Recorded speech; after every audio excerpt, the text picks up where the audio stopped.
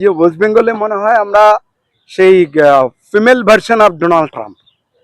কখন কি বলেন উনি, তার কোনো কথার সত্যতা নেই, কোনো কথার যুক্তি নেই, ইললজিক্যাল কথাবার্তা, কিন্তু আমরা সেই রাজ্যেই রয়েছি।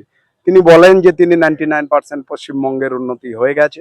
যাই হোক, এই সেনার সঙ্গে যেটা করেছেন উনি, আমি প্রথম পার্টে বলি আর কি। প্রথম পার্ট হচ্ছে, আমরা যদি ভিডিওর, যদি ওই সিসিটিভি ফুটেজটা আনি, দেখা যাবে যে এই গাড়িটা আটকানোর পরেই, গাড়িটাকে আটকালো যখন পুলিশের আধিকারিক এসে, তারপরে কিন্তু একটা লাল রঙের গাড়ি ঠিক রাইট হ্যান্ড টার্ন নিয়ে বেরিয়ে গেছে।